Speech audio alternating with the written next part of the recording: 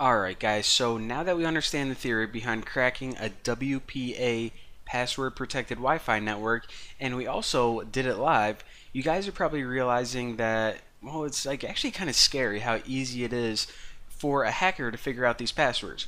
So the important thing that we need to understand is how can we protect against this?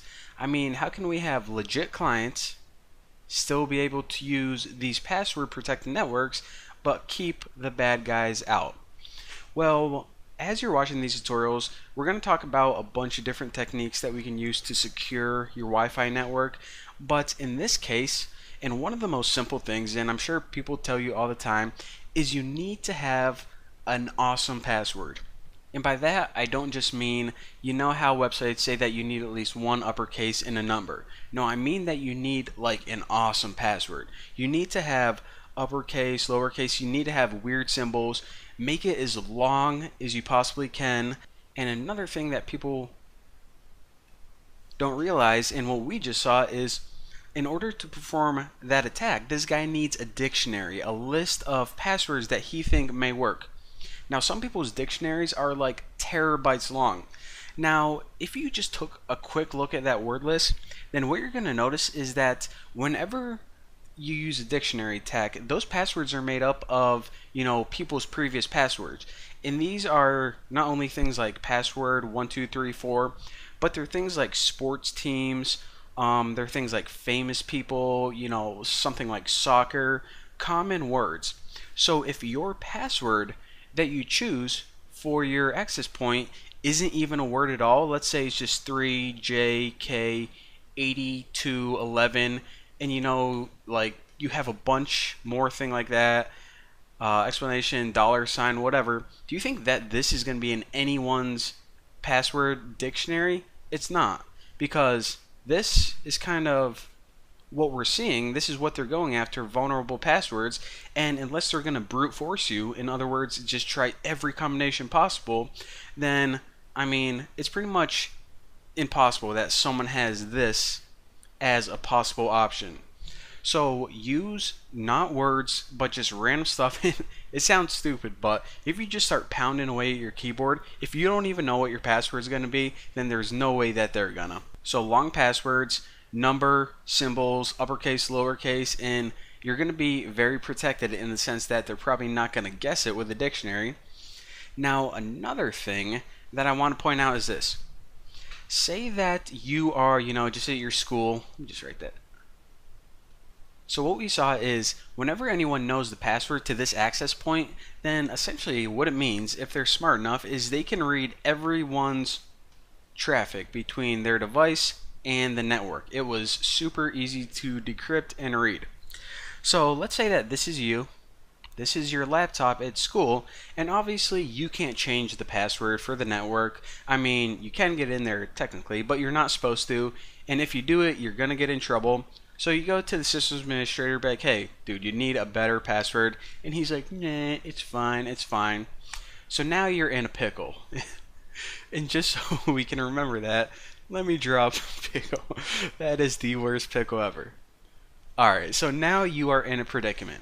So you want to be able to securely, transfer data back and forth, but you have no control over the password because the access point, it just doesn't belong to you. Now, the best thing that you can do, in my opinion, is you can use something called a VPN. Now, in order to understand what a VPN is, and it's actually pretty simple, the concept at least, is you first need to understand what a proxy is. And if you guys already know all about this stuff, then, just go ahead to the next tutorial. But for those of you who don't, this is golden information that you're about to get. And this is not only useful for securing your traffic, but also you guys are going to see why it's useful. So basically what's going to happen is, let's say that you're at school still. I don't know if you guys can see that. Alright. So let's say that you're at school and this is your computer, and you decide that you want to go to Netflix. So this server is Netflix or whatever website. Now, you're good watching movies, but the systems administrator, after a few days, he's like, oh, whoa. All of this data is coming in the school network, and it's from this dude right here, and he's looking at Netflix when he's supposed to be doing schoolwork. So he's probably going to put up something called a firewall. Now, a firewall is basically a way that says, okay, I am going to block this person from reaching another destination. So he can either just block your computer, which he doesn't do that often. More likely than not, he's going to say, okay, I know Netflix IP address, which is, like 2.2.2.2, whatever. Alright, so he says that anyone on the school's network, whenever they try to go to this website, then we're just going to block it. So it's basically a way to say that no one is allowed to go to these sites. I'm going to look at the traffic. If anyone's going to the 2.2.2.2 server, then it's blocked. So now you have no way of getting to Netflix from inside the school. So a proxy server is basically a middleman. In other words, okay, we cannot go to Netflix no matter what. The systems administrator blocked this server, so we cannot access that server. However, what we can do is we can access a proxy server. So like I said, a proxy is a middleman. In other words, what we're going to do is we're going to say, hey, proxy. Jeez, oh my. I have this voice activated thing called Alexa from Amazon, and I think she just thought that I said her name, and she started talking, and I'm like, what the F is... Do you hear that?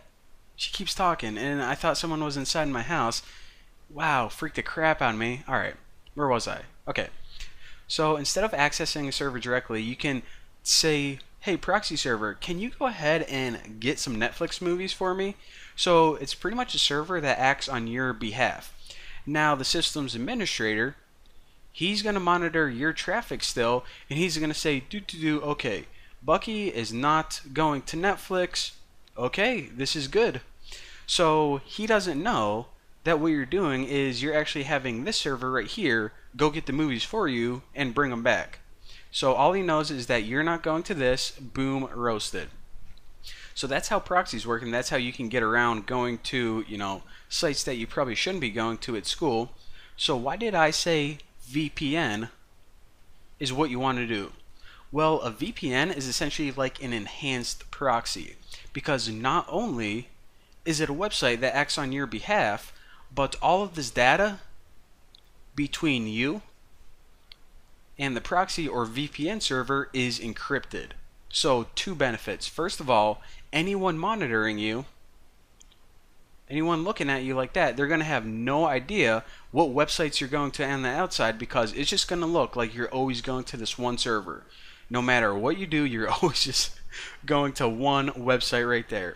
Now, since the data is encrypted, even if they were to look at that traffic, it's all going to look scrambled. The only people who know what you're really going to is you and the VPN. So once it gets to the VPN, I mean, you can go to eBay, you can go to Reddit, you can go to thenewboston.com, you can do that, and there is no way that and it's not only like the people like your systems administrator at work or school, it's also the government, it's also your internet service provider. They have no idea what you're doing. So I recommend that you get a VPN, even if you are over a secure network, even if you're just at home.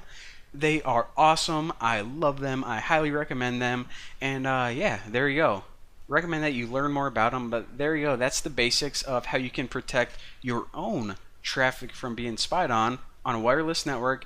And if you own that wireless network, get a nice secure password and you'll be golden. So thank you guys for watching. See you next time.